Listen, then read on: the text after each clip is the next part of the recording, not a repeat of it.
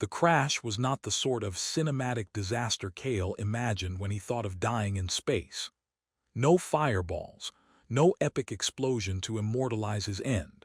Just a shudder, a scream of metal, and a sudden plunge into the atmosphere of a planet that wasn't on any map worth reading. The escape pod hit the ground hard enough to bruise every bone in his body, and when the dust finally settled, Kale's first thought was not about survival but about paperwork. If he somehow lived, the report he'd have to file would be catastrophic. Lost ship, lost cargo, probably lost my mind. Please advise. The hatch hissed open with reluctant hydraulics, and the air outside hit him like a damp towel. Thick, wet, and smelling faintly of iron. He staggered out, boots crunching against jagged stone that glowed faintly in streaks of bioluminescence, as though the planet itself wanted to look spooky for visiting guests. He squinted at the horizon, mountains like serrated knives, forests pulsing with neon light, and shapes moving where no shapes should move. He muttered, "Fantastic. It's like Mother Nature and a rave had a baby." The pod wasn't salvageable. The cockpit was a crumpled mess and the beacon was fried.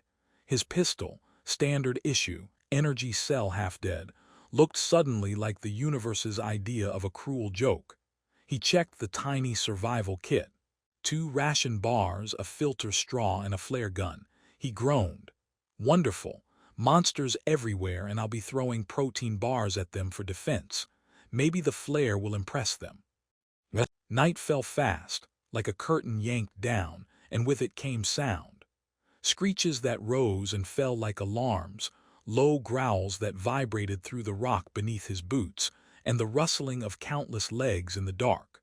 He didn't sleep that night. He sat with his back against the useless pod, pistol in hand, staring at the shadows that flickered just beyond the reach of the pod's emergency lamp. Once something long and jointed brushed against the light before skittering back into the dark. Kale whispered to himself, "Nope, don't like that, go away. Wrong snack, try the forest." His own voice was the only barrier between him and panic. By morning, if the pale green glow that replaced the black could be called morning, Kale decided movement was safer than waiting for the creatures to grow bold. He trekked across stone ridges slick with moisture, his boots slipping every third step, while strange plants hissed when he brushed too close. One even spat a puff of spores at him that reeked like burnt rubber. He gagged and cursed. "Fantastic. If the monsters don't eat me, the shrubbery will." Hours passed with nothing but hunger gnawing at him when he finally spotted water.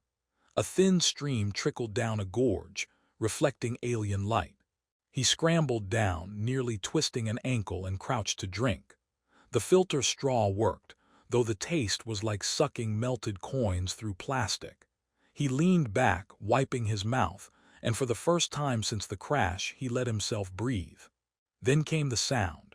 Not a growl this time, not the skitter of legs, but a low, wet slithering, accompanied by a chorus of clicking jaws. He froze, pistol halfway raised, and whispered, "Why couldn't it just be a friendly alien squirrel?" "No, it has to be, whatever that is." From the shadowed mouth of a nearby cavern, they emerged.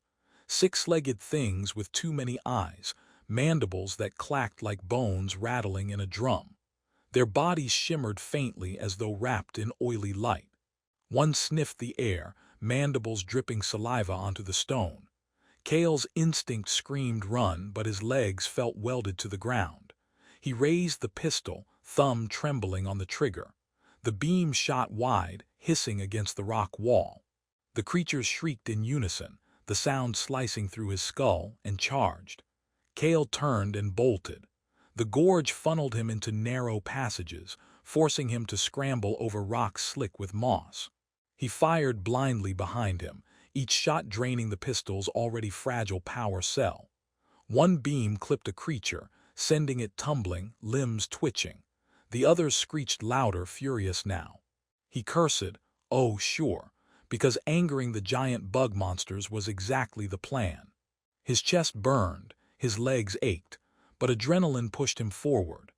At last, the passage opened into a clearing, a place where the ground was riddled with jagged crystal spires that pulsed faintly like the heartbeat of the planet.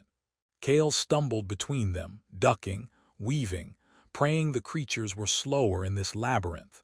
He pressed his back against one of the larger spires, clutching the pistol like it was a talisman.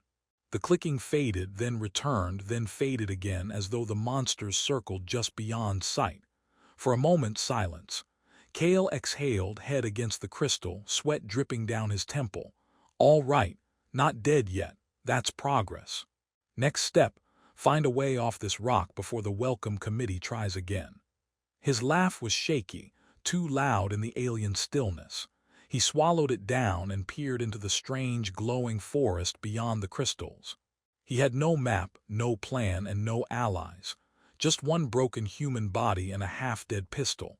Still, he pushed forward, because standing still wasn't an option here. Standing still was waiting to die. And Kale wasn't ready to die. Not yet, not on a planet that smelled like rotten iron and looked like it wanted to eat him whole. If he was going to go out, it would be on his own terms, preferably with more dignity. He muttered to himself as he took the first step into the glowing trees. All right, XR-17, show me your worst, but maybe hold off on the teeth for 5 minutes. My nerves are already shot. And the forest answered with a sound that was not wind. Kale quickly learned the forest was less a collection of trees and more a conspiracy of traps disguised as vegetation. Every step forward was a negotiation. Leaves that twitched when he brushed them, vines that coiled as if considering him, flowers that belched steam in colors his brain couldn't decide were beautiful or nauseating. He kept muttering commentary under his breath just to stop his pulse from racing. Yep, that one wants to strangle me. That one definitely wants to poison me, and that glowing mushroom probably wants to ruin my digestive system. 5 stars, would recommend to nobody. He hacked through brush with a broken piece of metal salvaged from the pod, his pistol holstered to save what little charge it had. The ground was slick, uneven, alive with faint tremors as though the planet's heart pulsed beneath his boots. At least the forest canopy glowed enough to keep it from being pitch black. Kale tried to convince himself it was cozy lighting instead of an alien flashlight, announcing his location to every predator within 5 kilometers. That was when he heard it. Not a growl, not the clicking he'd come to dread, but something sharper, more desperate. A cry, faint but distinct, somewhere ahead. Kale froze. His instincts shouted to ignore it. Curiosity was a quick ticket to becoming lunch here, but the sound came again, strained, pained. Against all reason, he followed it. He found her in a tangle of vines thicker than his arm, their surfaces slick with a mucus sheen. In the center of the living snare was a figure struggling weakly. At first glance, his tired mind assumed human, but as he drew closer, he saw the details that told him otherwise. Her ears stretched long and elegant, tapering to sharp points that twitched even as she fought for breath. Her skin was smooth, faintly luminescent, and her hair dark strands glinting violet under the forest glow, fanned across the vines like spilled ink. Kale blinked. Well, either I've officially lost it, or there's an alien damsel in distress. Please let it not be a hallucination. If I'm going crazy, I'd rather hallucinate a cheeseburger. The vines pulsed, tightening around her arms and torso, their surfaces quivering like they enjoyed the struggle. She gasped, a sharp, broken sound, her eyes flickering open just long enough for him to catch the unnatural violet glow within them. That was enough to make him move. His pistol was out in a second, the beam slicing into the vines. They recoiled with a wet shriek that turned his stomach. One snapped toward him like a whip, smacking his shoulder hard enough to spin him sideways. He grunted, steadied, and fired again. The vines flailed, writhing in retreat, hissing like furious snakes. Kale kept firing until the pistol whined its protest, cell nearly empty. He holstered it, grabbed the alien woman under the arms, and yanked her free. The vines shrieked once more and slithered back into the shadows of the forest, as if sulking. Kale collapsed against a tree, panting, while the woman slumped beside him, barely conscious. She was lighter than he expected, her frame delicate but not fragile, like someone built to endure more than appearances suggested. He checked her over quickly, half expecting alien biology to confuse him. No bleeding, just bruises and the sluggish rise and fall of her chest. Her long ears twitched again, almost as if they were listening for threats. Kale muttered, "You're welcome, though fair warning I don't do this often. Normally, I just run and scream a lot." Her eyes flickered open again, locking onto him. For a moment they seemed to peer straight through him, violet, sharp, impossibly strange. She whispered something, a sound half his language, half something unpronounceable, then slipped back into unconsciousness. Kale scratched his head. "Yeah, sure, just keep talking in mysterious alien. I'll pretend you said thank you and that I'm your hero. That works for me." Dragging her wasn't an option. He'd barely managed to drag himself across this death-trap planet. Carrying her seemed insane, but leaving her. Somehow, after what he'd just seen, that wasn't on the table. With a groan, Kale hoisted her onto his back, her arms draping limply over his shoulders. "Great. I'm babysitting. Crashed on a monster planet and now I'm a one-man daycare. Just what I always dreamed of." He staggered through the forest, half expecting the vines to lunge back at any moment.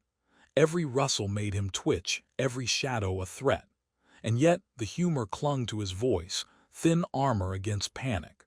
"If anyone back home asks, I'm definitely going to say I saved you from a dragon or something.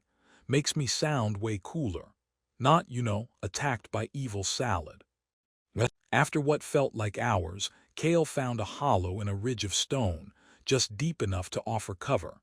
He lowered her gently onto the ground, then slumped beside her, every muscle screaming mutiny.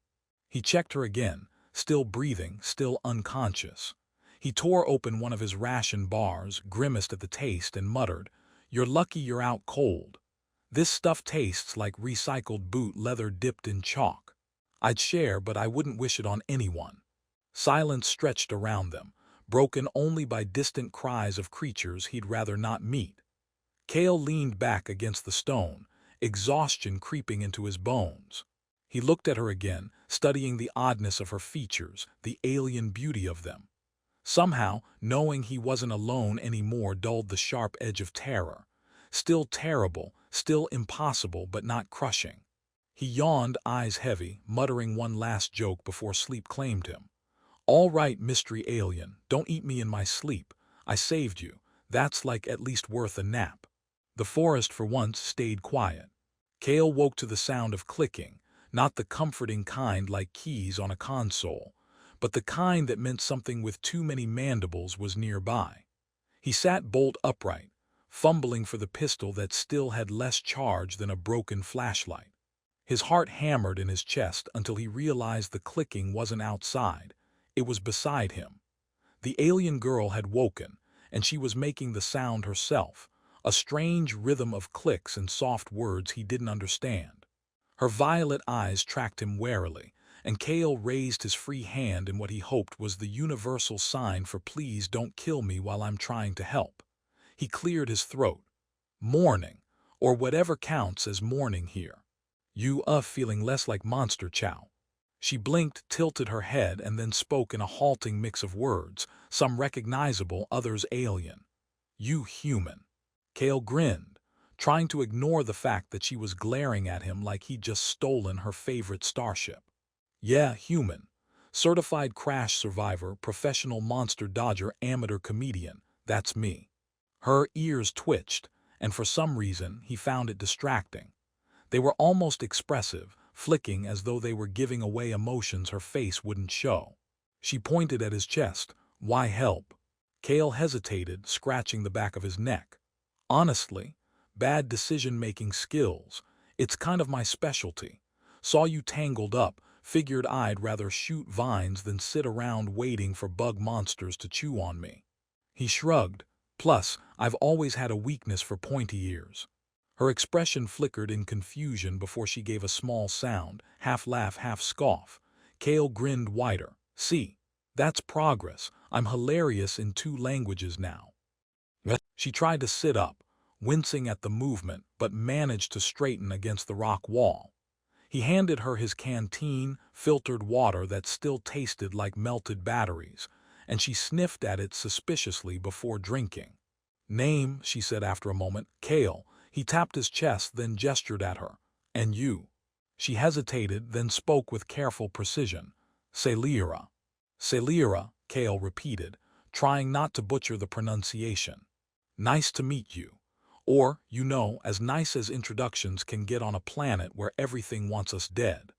Her ears flicked again, and for the first time he thought he saw a faint smirk. It made him feel absurdly. The creatures spilled from the shadows at the basin's edge, their eyes gleaming like wet marbles, legs stabbing into the ground with sickening precision. Kale fired a shot, and one of them shrieked before collapsing, but the rest pressed on, undeterred. Then the crystals answered. Light surged between them, forming arcs of energy that leapt like lightning. The air thickened, buzzing, the ozone tang biting Kale's nose. The monsters faltered, clicking uneasily, their bodies recoiling from the glow. Celira's expression tightened with effort as she pressed her palm harder against the spire. Kale blinked at her. "You're telling me you had a bug zapper this whole time and just didn't mention it?" She gave him a look somewhere between exasperation and exhaustion. "Not bug zapper, gate." Gate to what? Please don't say more monsters." The ground shook as one of the larger insectoids lunged, massive jaws snapping. Kale ducked and shot again, the pistol whining louder in protest. The beam struck the creature's eye, sending it reeling, but Kale's hand trembled with the knowledge that his weapon was now nearly useless. "Celira, if your gate doesn't open to a cozy cafe, we're in serious trouble." She didn't answer. The crystal structure blazed brighter, the spires vibrating until the very air shimmered. A low rumble spread through the basin, and Kale realized with horror that the gate wasn't just opening, it was waking something. A fissure split across the center of the formation, light pouring upward in a column so blinding Kale had to shield his eyes. Through the glow, he thought he saw shapes, machines, skeletal and massive, buried beneath the surface. Their outlines suggested constructs older than either of them, perhaps older than humanity itself. The humming grew into a roar and the insect creatures shrieked, scattering to the edges of the basin as if terrified. Kale staggered back, shouting over the noise. "Celira, what is this?" Her voice was steady despite the chaos. "Before monsters. Before us, builders left behind." "Great, so we're activating alien leftovers. That never goes badly." He squinted through the glow, then muttered, "If a hologram shows up offering me eternal wisdom, I'm walking out." The fissure widened, revealing not a hologram but a chamber deep beneath the crystal floor. Machinery hummed to life, gears turning with a fluidity that defied their ancient appearance. Symbols scrolled across surfaces Kale couldn't even identify, part language, part mathematics, part something else entirely. Celira's fingers traced them midair, her voice echoing with words that weren't human but carried weight all the same. The light dimmed enough for Kale to see her face, calm, resolved, but with a sadness lurking beneath. She turned to him. "I was not lost, I was left." Kale frowned, lowering his pistol. "Left, as in abandoned." Her ears drooped slightly, the first sign of vulnerability he'd seen. "My people afraid. Monsters hunt us. They say sacrifice one buy time for many." The words hit Kale harder than any monster's claw could. "They dumped you here as bait." She nodded once, eyes steady despite the ache behind them. "I am not meant to live." For a moment Kale was silent, the weight of it pressing on him. Then he let out a sharp laugh, bitter and raw. "Well, join the club. My crew didn't dump me, but they might as well have. Pod launched, no rescue, no beacon worth a damn. Looks like we're both someone else's expendable problem." She tilted her head, studying him with a strange intensity. "And still, you saved me." Kale smirked, though it didn't reach his eyes. "Yeah, well, being expendable means you make dumb choices. Like shooting evil vines instead of running the other way." He shrugged.